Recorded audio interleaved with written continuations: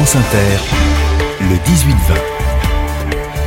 18-20. Devant chez vous, régulièrement, il y a ce monsieur qui parle tout seul et tout le monde passe, vous y compris d'ailleurs, sans accrocher son regard, mais quand même en vous demandant quelle est son histoire et pourquoi il se trouve là livré à lui-même.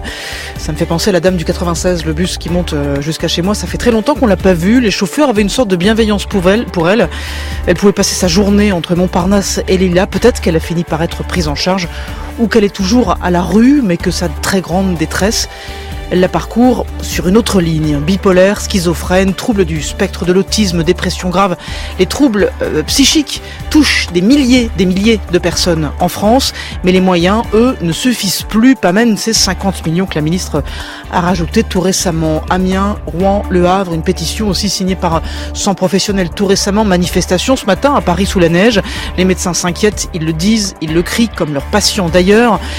Mais pas plus de 25%, de 25% des postes de psychiatrie dans les hôpitaux ne sont pas pourvus. Ce sont des chiffres officiels. Les familles, nous en aurons au téléphone évidemment ce soir, j'espère, quand elles racontent le parcours de santé de leurs proches, pointent très souvent les carences, les non-réponses, les préjugés aussi. Les maladies mentales sont stigmatisées. Peut-être que c'est aussi pour ça d'ailleurs que tout cela est le parent pauvre de la médecine. Peut-être d'ailleurs qu'il faudrait commencer par changer de regard. Soyez les bienvenus dans le téléphone sonne ce soir. Fabienne Synthèse.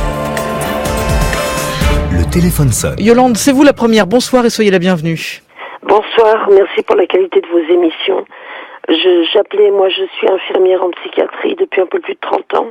J'ai vu l'évolution de la profession, la disparition du diplôme, avec des infirmiers qui sont formés en soins généraux et qui n'ont plus de formation spécifique en psychiatrie. J'ai vu l'évolution avec la diminution des lits et l'augmentation du turnover des patients, à savoir des sorties plus précoces, avec des retours à l'hôpital plus fréquents. J'ai vu aussi que cette diminution des lits s'est accompagnée forcément d'une diminution des moyens humains et plus récemment l'apparition de lits supplémentaires. Quand je dis plus récemment, ça date de plusieurs années quand même. Et ces lits supplémentaires aboutissent au fait qu'on a aujourd'hui le même nombre de lits par unité qu'il y a 15-20 ans, mais avec 2 à 3 fois moins de personnel. Et en sachant que l'essentiel du soin en psychiatrie, c'est l'entretien infirmier, avec évidemment la prescription médicale de médicaments et les soins d'hygiène qui sont au quotidien à faire, on ne peut plus assurer ces soins-là quand on est en sous-effectif. Donc les patients se trouvent livrés à eux-mêmes avec des traitements qui ont certes évolué, mais qui ne règlent pas tout. Et pour redonner confiance en quelqu'un qui souffre de troubles mentaux, il faut être auprès de lui au quotidien, il faut pouvoir l'accompagner dans les différents actes du quotidien. Et merci beaucoup Yolande, pardon de vous interrompre, mais merci pour cette entrée en matière, parce que vous avez balayé le champ de ce qui va nous préoccuper jusqu'à 20h sur France Inter. Pour vous répondre, pour dialoguer avec vous, Antoine Pelliciolo est là, bonsoir. Bonsoir. Vous êtes chef du service de psychiatrie de l'hôpital Henri Mondor, c'est à Créteil dans le Val-de-Marne. Et bonsoir Noël Pompuy, vous êtes chef de service pédopsychiatrie à l'établissement public de santé Ville-Évrard à Neuilly-sur-Marne, et vous représentez aussi la communauté de la psychiatrie publique de Seine-Saint-Denis. Bonsoir à vous Daniel Messager, bonsoir. Spécialiste santé de France Inter. Antoine Pelliciolo, c'est vrai que Yolande a balayé beaucoup de choses dans ce qu'elle nous a dit et que son constat est finalement très proche de celui que vous avez pu faire vous de votre côté. Problème de lit, même nombre depuis 15-20 ans, dit-elle. J'imagine que c'est à peu près des calculs que vous avez fait aussi. Problème de moyens, sous-effectifs et des malades livrés à eux-mêmes. Le tableau, c'est celui que vous dénoncez. Oui, avec une trajectoire compliquée, parce que c'est vrai que dans le temps, la volonté était de fermer des lits à un moment donné, et ça a été fait de manière drastique. À peu près la moitié des lits ont été fermés pour la bonne cause, parce que évidemment, les lits des hôpitaux psychiatriques d'antan, c'était des asiles où les gens pouvaient vivre toute leur vie. C'était évidemment pas une bonne solution, et loin de la ville en plus. Par contre, cette fermeture a été faite de manière un petit peu accélérée, ou pas de charge, sans compensation. Compensation extérieure pour les soins ambulatoires qui sont quand même, la clé de voûte du système, théoriquement, et sans compensation d'hébergement pour des personnes qui ont aussi besoin de vivre de manière un tout petit peu aidée dans des lieux spécialisés. Et il n'y a pas assez de place, et donc les services de psychiatrie concentrent centre à la fois les crises et ces patients-là qui doivent rester longtemps. Donc c'est ce qu'il y a de plus visible, effectivement. On est obligé de rajouter des lits, comme l'a très bien dit Yolande, dans des services qui sont pas dotés pour cela, dans des conditions humaines et d'accueil vraiment très mauvaises, il faut le reconnaître, mais parce qu'on a le choix entre ça ou laisser les gens dehors, quand ils sont en crise c'est pas possible, ou alors sans logement, et ça non plus c'est pas souhaitable. Donc on pris en étau en fait entre l'extérieur et des solutions de long terme, et malheureusement donc les financements n'ont pas suivi. On sait bien que les finances publiques sont ce qu'elles sont, mais une réflexion sur une restructuration salutaire est bonne et nécessaire, sauf qu'il faut l'accompagner d'une réflexion budgétaire sur les moyens à mettre à côté. Noël Pompuy, sur l'exemple précis qui est le vôtre et celui de la Seine-Saint-Denis par exemple, notamment sur ce que dit Yolande, le fait que les malades au fond sont livrés à eux-mêmes en fait. La Seine-Saint-Denis est particulièrement marquée par une précarité sociale et une précarité de santé. Il faut quand même savoir qu'il y a une population qui a ses spécificités. Et c'est vrai que nous, on a vu un certain nombre d'hospitalisations, notamment les hospitalisations sous contrainte, évoluer de manière très très notable, plus 20% en 4 ans, c'est-à-dire et notamment touchant des patients qui sont hospitalisés à la demande d'un représentant d'État, c'est-à-dire ce qu'on appelait les hospitalisations d'office pour troubles à l'ordre public, qui ont du mal à sortir puisqu'il y a quand même un virage sécuritaire aussi de la psychiatrie, c'est-à-dire le système s'emballe. Pardon, qu'est-ce que ça veut dire quand il y a plus de 20% d'hospitalisation sous contrainte en fait ? Qu'est-ce que ça dit ça ? Ça veut dire qu'on a recours à des modes d'hospitalisation qui font que le consentement du patient n'est plus possible et que des patients sont en situation extrêmement difficile pour accéder à des soins d'eux-mêmes et que des services pour les prendre en charge, comme disait professeur Pellissolo, ne sont pas à disposition parce que l'ambulatoire, c'est aussi de l'intensif, quoi. Il faudrait des moyens intensifs sur le terrain et quand on a développé des moyens ambulatoires, on a surtout prévu des consultations, des accompagnements, des psychothérapies qui font qu'il y a plein de patients qui ne peuvent pas y accéder. Daniel, comment ça se fait qu'on en est arrivé là ? C'est peut-être une question un peu basique, mais les rapports, je crois qu'il n'y a aucun autre domaine que la psychiatrie où il y a eu autant de rapports établis. Oui. Je crois que c'est celui de 2013 qui disait « Arrêtons de faire des rapports, essayons de mettre en œuvre ce qui a déjà été dit dans les rapports précédents ». Et puis on a continué néanmoins à faire des rapports, et puis les moyens qui sont mis sur la table ne sont pas suffisants. On en arrive là, pourquoi ? Il n'y a pas assez de médecins, on en reparlera peut-être un peu plus tard, il y a une crise de vocation dans la psychiatrie. Alors les moyens, est-ce que c'est uniquement des histoires de moyens financiers ? Est-ce que c'est une population qui effectivement est plus atteinte par des troubles psychiques à cause de crise sociale, de précarité, d'éclatement de la famille ? C'est ça plus ça plus ça ? Exactement. On a des problèmes qui s'accumulent. Le recours est plus important. Avant, on ne s'occupait pas de tous les troubles psychiques et malheureusement à l'époque, la psychiatrie d'antan dont je vous parlais, c'était avant tout les grandes maladies psychiatriques et pas les pathologies liées à la précarité, à la migration qui nous occupe maintenant beaucoup, liées au développement de l'enfant, liées à la maternité, enfin toutes ces choses-là, c'est des missions qu'on nous a rajoutées à juste titre, le psychotraumatisme dont on parle beaucoup. Donc ça fait des missions en plus, un recours augmenté, les gens connaissent maintenant ce qui peut être fait, donc ils viennent plus facilement quand même quand ils en ont conscience, donc on fait appel plus souvent à nous, la population a augmenté, et alors les effectifs c'est variable selon la manière dont on les analyse, mais globalement ce qu'on a dit sur la fermeture des lits, ça aurait dû s'accompagner de plus de création de postes, vraiment de personnes. Ça coûte moins cher qu'un hôpital, un poste de personnel, donc ça aurait pu être fait. Simplement, il n'y a pas eu de pilotage sur le long terme. Je pense que ça a été un peu chaotique. Et nous, ce qu'on demande beaucoup là aujourd'hui à la ministre, qui a bien compris tous les enjeux et qui comprend vraiment ce qu'il faut, théoriquement ce qu'il faudrait faire, mais c'est une vision, comme vous disiez, à long terme, parce que c'est pas un petit plan tous les 2 ans. C'est quelqu'un, je pense, une instance qui s'occupe de la santé mentale en France sur le long terme, avec vraiment une organisation la plus coordonnée possible de tous ces dispositifs qui sont complexes, parce que la santé mentale, c'est le plus gros poste de dépenses en santé, donc c'est pas rien, ça veut dire beaucoup de dispositifs à coordonner. Alors, allez-y. C'est la 3e maladie après le cancer, les maladies cardiovasculaires, et certains prônent un grand plan national, comme il y avait eu par exemple pour le cancer, avec une seule instance pour s'en occuper, comme il y a actuellement l'INCa, l'Institut National du Cancer. C'est aussi vers ça il faut qu'il y ait une coordination, ça peut être ça tout à fait, c'est ce que défendent notamment nos collègues Marion Leboyer et Pierre-Michel Orca dans leur dernier livre.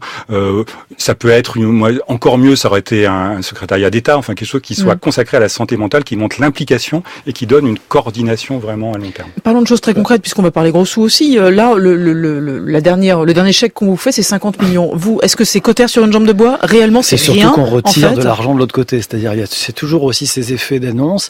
Je pense que Antoine Pellissolo a raison. Il y a c'est ce que les rapports disent. Le dernier rapport du Haut Conseil à la santé publique de 2016 sur le dernier plan santé mentale dit il n'y a pas de pilote dans l'avion. Il n'y a personne. C'est-à-dire qu'il y a des petites choses, des mesurettes, des rapports, comme vous a dit Daniel Messager, mais il n'y a rien qui change sur le terrain.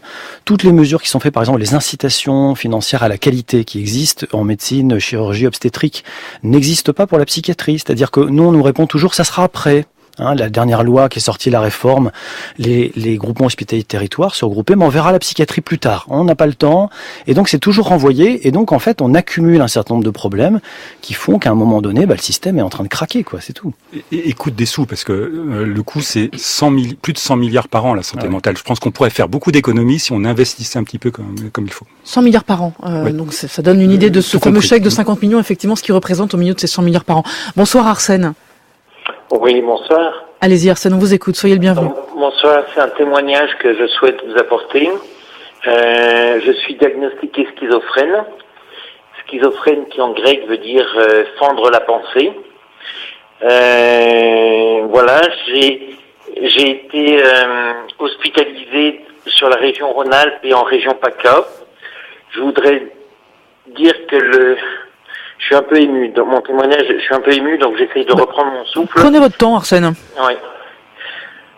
Un schizophrène, c'est un homme sensible avant tout. C'est un homme sensible, et au XXIe siècle, on a besoin que l'homme d'émotion rencontre l'homme de raison. Voilà.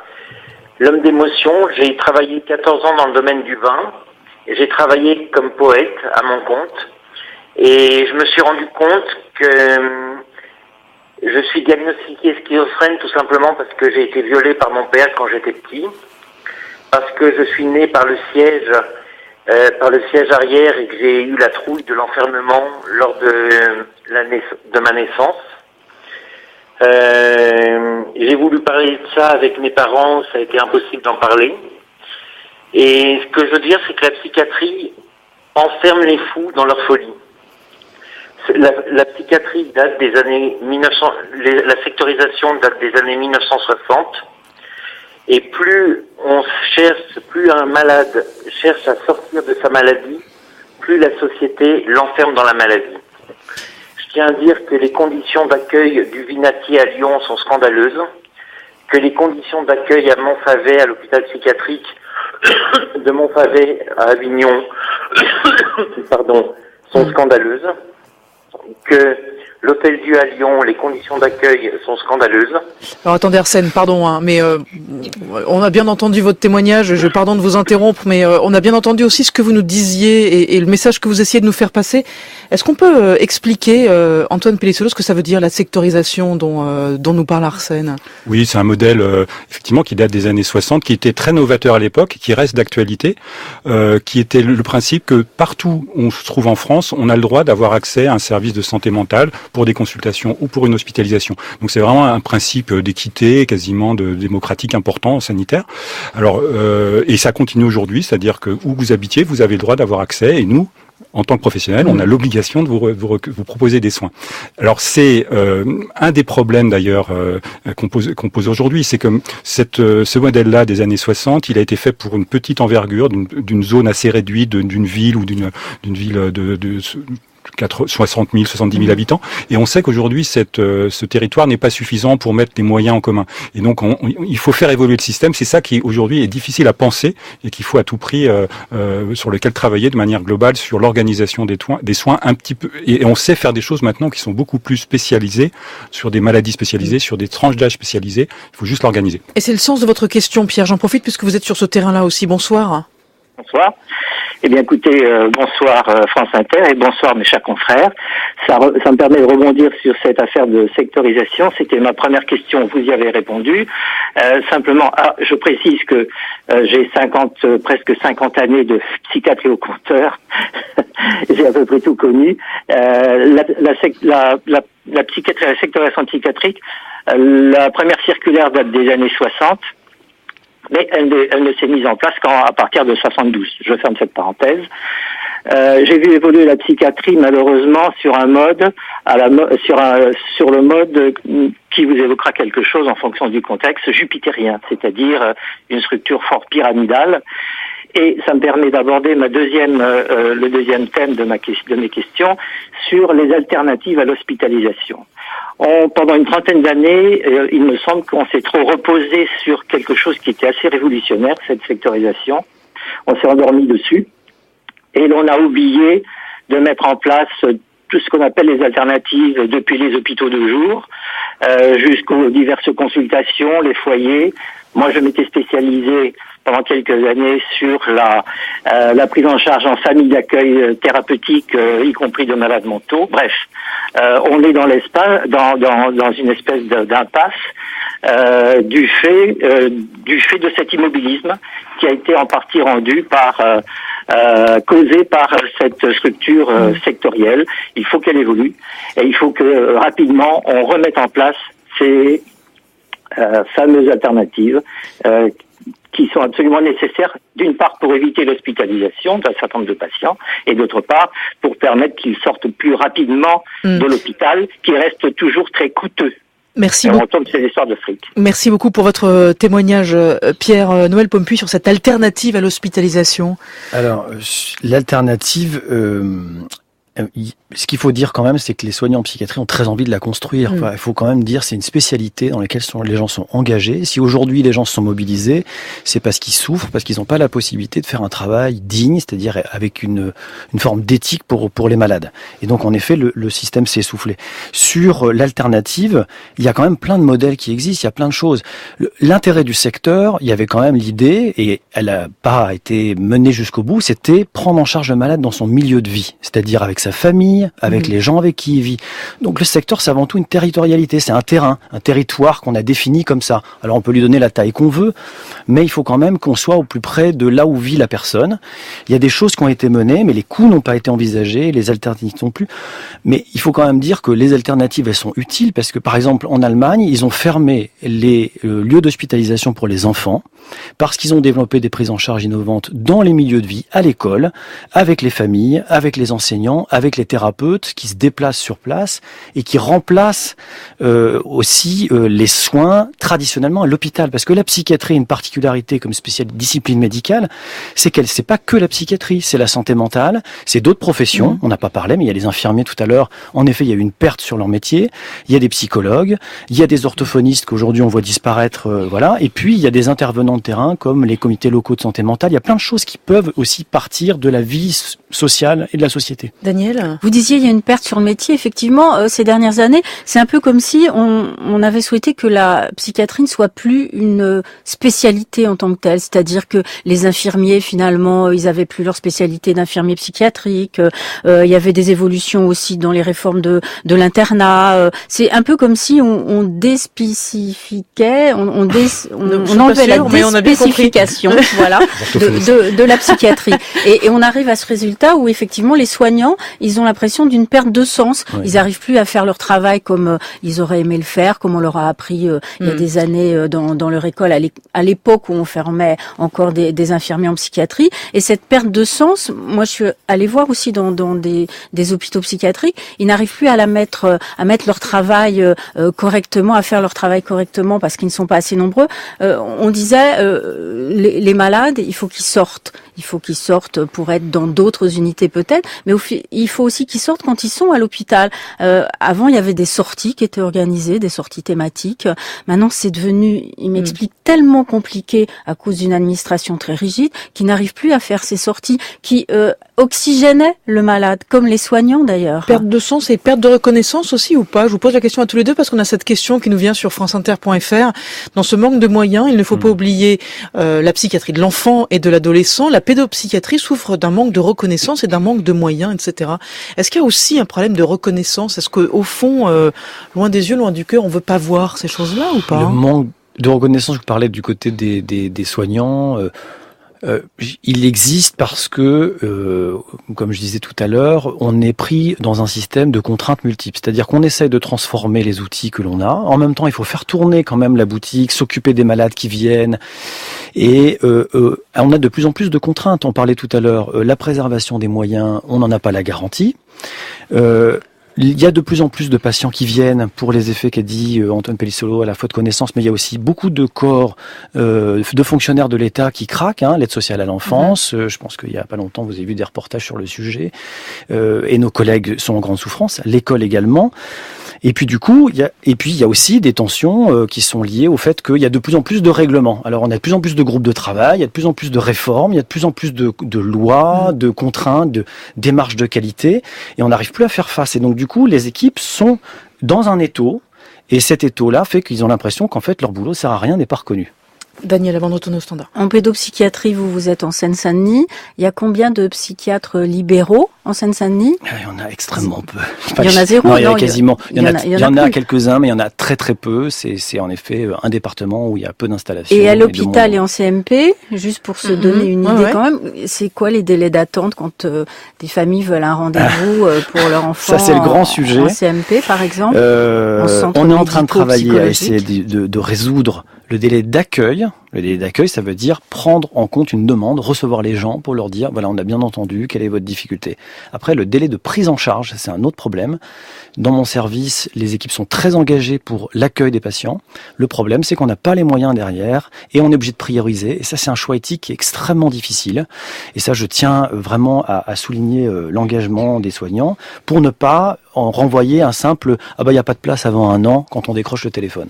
Antoine Pellissolo ? Oui, pour compléter, juste et faire le lien. Effectivement, la reconnaissance, elle passe évidemment par le statut. On sait que le statut des soignants en France est ce qu'il est, pas assez reconnu, mais surtout sur aller contre une frustration qu'on ressent tous et que les infirmiers ressentent tous. On leur met beaucoup de pression, c'est un métier parfois dangereux, difficile et à risque. Et derrière ça, la reconnaissance est faible et surtout, ils n'arrivent pas à trouver de satisfaction dans un résultat. Alors les anciens infirmiers psychiatriques avaient probablement cette expérience. C'est aussi inhérent à la spécialité quand même, non ? Le problème de résultat, l'absence de résultat. Oui. Alors, le problème, c'est que on a voulu remettre la psychiatrie au sein de la médecine. Donc, ce que vous disiez, c'est pas d'effacer la psychiatrie, c'est de dire c'est une discipline un peu comme les autres en médecine, parce que c'est vrai que pendant très longtemps, il y avait cet écart gigantesque qui fait que les personnes souffrant de santé mentale, de troubles de santé mentale, n'étaient pas bien soignées au plan physique. Ça reste le cas, mais c'était encore plus le cas avant. Donc, on a essayé de résoudre ça en donnant des compétences médicales à tous les soignants. Malheureusement, comme il y a une pression trop forte, ils ne trouvent pas la satisfaction de pouvoir construire des projets de soins qui soient satisfaisants pour leur propre activité professionnelle. On a parlé de vocation tout à l'heure avec Daniel Messager. Quelques questions dans ce sens-là, de vocation et de formation aussi. Je suis infirmier, je pense que la psychiatrie pour les infirmiers est une vraie spécialité. Il me semble essentiel d'ajouter une année d'études en psychiatrie après le cursus normal de 3 ans pour les infirmiers généraux. Noël Pompuy, par exemple, qu'est-ce que vous on est convaincus. Je pense que ça fait très longtemps qu'on a tous exprimé notre grande déception à voir disparaître le diplôme d'infirmier spécialisé en psychiatrie, parce qu'il y avait quand même tout un travail sur la relation. La psychiatrie, c'est en effet une discipline médicale, mais pas comme les autres. Elle est à la fois médicale et sociale, médicale et relationnelle. Et donc, soit on va trop du côté social et relationnel et on oublie les aspects, comme disait Antoine Pellissolo, soit de l'autre côté, on est trop médical et on n'a pas tous les autres aspects avec lesquels il faut travailler. Et donc, les infirmiers, ils font quand même ce travail qui est très fin. Il y a quand même un diplôme pour les infirmiers anesthésistes, il y a un diplôme pour les infirmiers de bloc opératoire, il y en a pas. Pour les soins palliatifs, il y en a pas pour la psychiatrie. Donc on travaille, le Comité national de la psychiatrie travaille sur les infirmiers en pratique avancée, une vraie reconnaissance, mais c'est aussi une reconnaissance salariale. Aujourd'hui, il n'y a pas un infirmier qui peut vivre en région parisienne avec le salaire. C'est pas possible. Stéphane sur franceinter.fr. Ma fille voudrait être psychiatre, formation très longue. Est-ce pour décourager les étudiants de s'engager dans la psychiatrie, dois-je encourager ma fille à devenir psychiatre ? Antoine Pellissolo, en dehors de la longueur des études. Voilà, j'allais dire en dehors de la longueur des études, mais sérieusement, il faut encourager les vocations. Spécialités, bien sûr. Je pense que on a beaucoup de jeunes médecins qui sont intéressés, voire qui s'engagent vraiment dans ces études-là. Je pense que ça continuera à condition qu'il y ait une visibilité, parce que c'est vrai que on parle surtout des problèmes. Alors l'intérêt, c'est que c'est aussi une discipline très variée, très riche, et donc tous les psychiatres trouvent largement l'activité qui leur convient. Mais ce qui manque beaucoup, à mon avis, c'est plutôt encore une fois les infirmiers, parce qu'on ne pourra pas travailler de manière cohérente, notamment dans les hôpitaux, sans une complémentarité forte avec les infirmiers. Daniel, très vite. Oui, je parlais tout à l'heure de crise de vocation. C'est vrai que par exemple au dernier choix internat, il y a 18 postes en psychiatrie qui n'ont pas été pourvus. C'est pas un poste sur lesquels les les internes se jettent tout de suite. Et puis en termes de salaire aussi, c'est vrai que la profession de psychiatre arrive assez loin derrière certaines autres spécialités. 10 000 euros d'écart, par exemple. En libéral. En libéral, tout à fait, en libéral, avec un médecin généraliste, par exemple. Ce qui fait une grosse différence. Bonsoir Charlie. Par an. Par an, bien sûr. Bonsoir Charlie. On vous écoute, allez-y. Du coup, je vais revenir un petit peu sur la pédopsychiatrie, dans laquelle j'exerce en tant que psychomotricien depuis plusieurs années, avec le sentiment que j'ai l'impression beaucoup de nos collègues rencontrent, d'avoir le sentiment d'être encore moins sujet à des investissements que la psychiatrie adulte, avec l'idée que la psychiatrie a subi une grosse demande de remise en question depuis plusieurs décennies. Je trouve qu'elle joue le jeu de se remettre en question pour répondre à beaucoup de nouvelles demandes qu'on voit arriver, en tout cas nous chez les enfants, autour de pathologies nouvelles, autour des nouvelles technologies et des parcours de migration qui sont parfois compliqués, avec des populations en ville qui ne cessent d'augmenter, et la réalité du terrain, des moyens qui n'augmentent pas, et des services qui essaient tant bien que mal de se restructurer. Vous avez parlé des temps d'attente sur les CMP, et c'est malheureusement sur la ville où je travaille aussi une réalité que pour qu'un soin en secteur pédopsychiatrique puisse se mettre et s'installer, il y a malheureusement un gros manque de moyens et de possibilités humaines de soignants de suivre ces enfants et leurs familles qui sont dans la société, des adultes de demain, des gens qui s'inscriront ensuite dans la société. Et c'est vrai que du coup la psychiatrie, qui est dans la logique aujourd'hui de l'hôpital de la rentabilité, a peut-être du mal à s'inscrire sur l'idée qu'un soin en psychiatrie a une rentabilité qui est peut-être pas immédiate, mais qui a, en tout cas pour moi, qui suis convaincu, un bénéfice à moyen terme et à très long terme pour l'individu et son entourage. Merci Charlie pour votre témoignage. Noël Pompuy, j'imagine que vous vous sentez, vous entendez, vous comprenez très bien ce qu'est en train de nous expliquer Charlie. Je suis entièrement d'accord. Quand on parlait d'investissement dans les 110 milliards de coûts qu'exprimait Antoine Pellissolo, il y a quand même 65 milliards qui sont liés à la perte de qualité de vie pour les gens. Donc c'est plus de la moitié, donc c'est énorme. Sur la pédopsychiatrie, je dirais que la spécialité est encore plus complexe parce qu'elle est encore plus relationnelle. C'est-à-dire un enfant, il vit avec ses parents, donc il faut travailler avec les parents, c'est une nécessité. Il faut travailler avec l'école, il faut travailler avec les lieux dans lesquels l'enfant va, et du coup c'est un travail qui est assez exigeant. C'est-à-dire, moi j'ai souvent coutume de dire, pour 1 heure de consultation, c'est 3 heures de réunion, de coups de téléphone, de liens, etc. Et c'est vrai que on est soumis à des défis, avec en plus une critique qui est arrivée, alors à juste titre, je pense qu'il y a des familles qui ont souffert quand même d'une certaine vision, d'un certain discours, mais le travail est fait sur le terrain, il y a un vrai envie de changement, mais on se retrouve un peu dans la même situation que je disais tout à l'heure, pris entre un étau de contraintes multiples, c'est-à-dire on n'a pas les moyens de changer, on n'a pas les moyens de faire ce qu'on fait, et en même temps on est critiqué, ne serait-ce que parler de l'autisme par exemple. C'est-à-dire, qui est un sujet très très polémique sur le fait qu'on faisait pas notre travail. Ah, d'accord, par exemple, quand on regarde, moi, dans mon secteur, le nombre de diagnostics, la prévalence, on est à des taux nationaux, c'est-à-dire qu'on repère et on diagnostique les enfants. Après, on n'a pas les moyens de travailler avec eux et de faire des choses. Ça veut dire qu'on vous reproche quoi, de pas soigner, c'est ça? Je on mets des reproche guillemets. De pas bien faire, on reproche de pas être dans les clous de ce qui a été décidé, et ce mouvement est en train d'arriver en psychiatrie adulte également, avec de plus en plus, notamment sur l'isolement et la contention, qui est un vrai problème en psychiatrie, qui est des normes qui sont pas tenables pour les équipes, ils sont pas tenables. Antoine Pellissolo, je vous voyais réagir. Cette question des normes, de la pression, elle va vraiment dans le sens d'une remise en cause de la profession de manière générale. Et je crois que cette remise en cause, elle est nécessaire. Je sais que on peut pas dire que c'est la faute des politiques uniquement. Je pense que notre profession a traversé des moments, je pense, de crise à certaines époques. Je crois qu'on a dépassé tout ça en grande majorité. Oui, des débats d'école, vous savez, de pratiques différentes, ce qui a contribué, je pense, aux problèmes pendant quelques décennies. Je crois qu'aujourd'hui on en est revenu. On sait qu'il faut une psychiatrie diversifiée avec des approches variées, les neurosciences d'un côté, les sciences plus humaines de l'autre, et tout ça est nécessaire et complémentaire. Je pense que dans la majorité, la profession est prête pour une mutation qui n'a peut-être pas été faite dans les temps voulus et qui n'a pas non plus été accompagnée, parce que effectivement il y a un aspect politique derrière qu'il faut aussi avoir en parallèle. Mais je crois que maintenant on est prêt à ça. Daniel ? Oui, vous parliez des normes, par exemple. Est-ce que, alors là, on se met du côté des patients, des personnes qui se retrouvent enfermées à l'intérieur d'une institution psychiatrique. Est-ce que, je ne sais pas si ça fait partie de la norme, mais est-ce qu'il est normal qu'une personne reste en pyjama des jours et des jours parce qu'on lui a confisqué ses vêtements, parce qu'on pense que ça peut être dangereux pour cette personne, qu'on lui confisque son téléphone, qu'on soit en permanence avec un trousseau de clés à la main dès qu'elle sort d'une pièce pour entrer dans une autre pièce? Je ne sais pas si ça fait partie des normes, mais ça participe aussi au sentiment désagréments que peuvent éprouver les personnes. Et tout à l'heure, l'auditeur qui parlait des mauvaises conditions d'accueil, ça en fait partie aussi. Tout à fait. Alors maintenant, vous savez qu'on est très très surveillé à ces sujets-là et pour des tout à fait bonnes raisons. Toutes les pratiques systématiques de privation de liberté, comme on dit, sont remises en cause partout.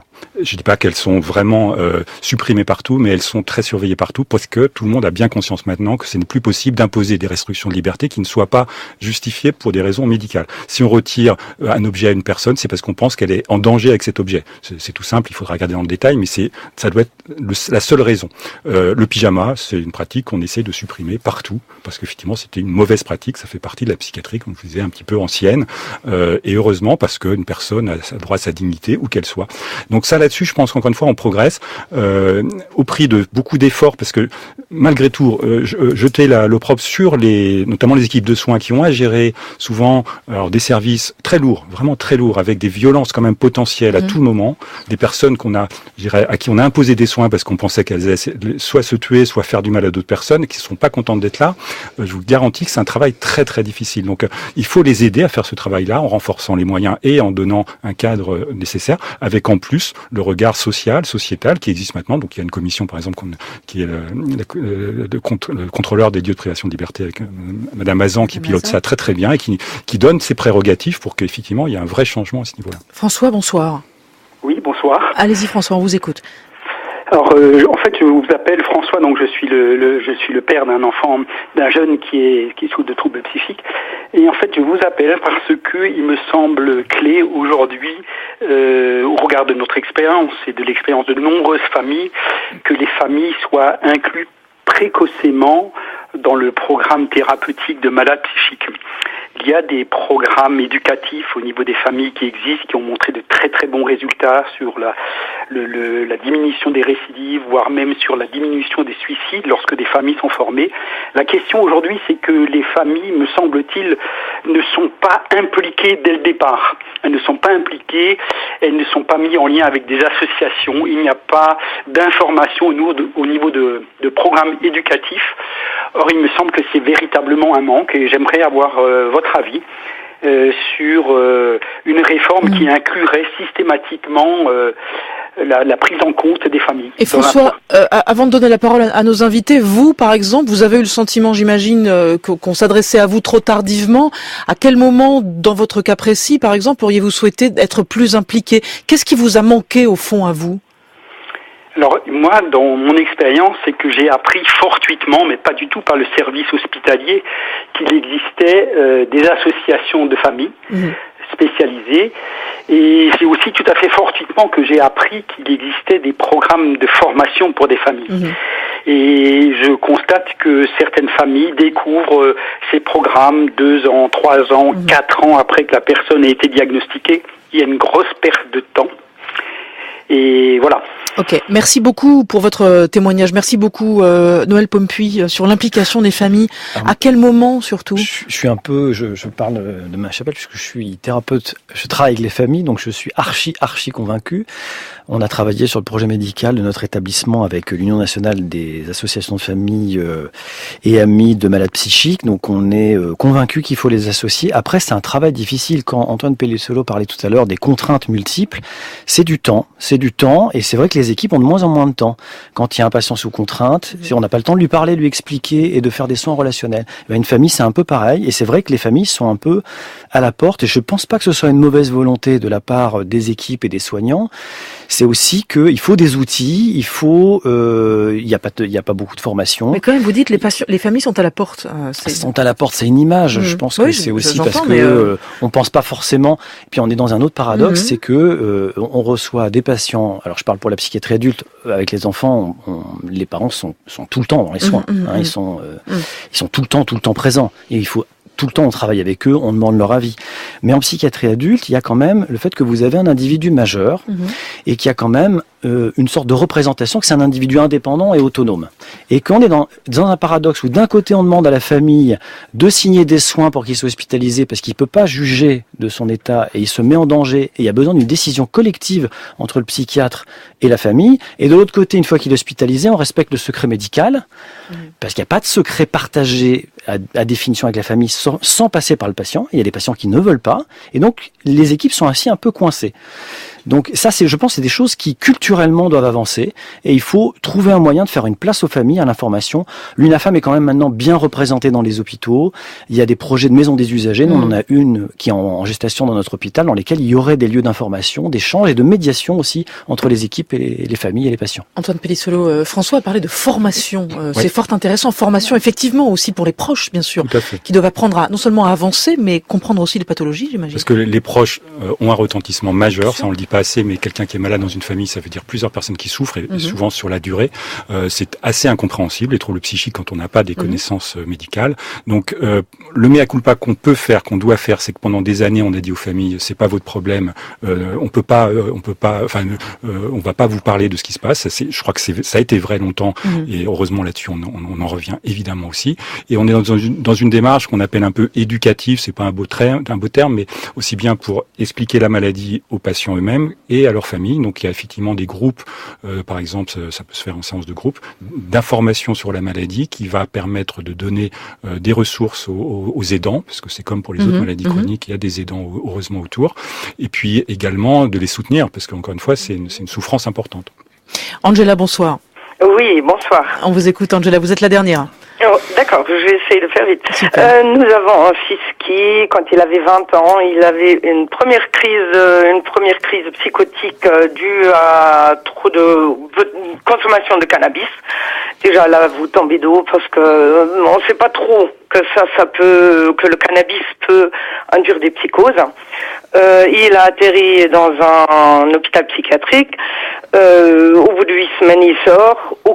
Aucune proposition de suivi. On a demandé quel psychologue pourrait suivre. La déontologie ne nous permet pas de vous proposer un psychologue. Quel psychiatre? Vous allez trouver. On a trouvé. Le psychiatre, il nous a proposé une carte d'handicapé et probablement médication à vitam aeternam. La prise en charge par la suite, c'était très très chaotique. On a fait ce qu'on a pu faire, on s'est débrouillé. Et j'entends que vous étiez, pardon de vous interrompre, Angela, ce que j'entends, c'est que vous êtes toute seule dans cette démarche-là, et c'est peut-être ça le problème, Noël Pompuy, c'est ce qu'on disait tout à l'heure.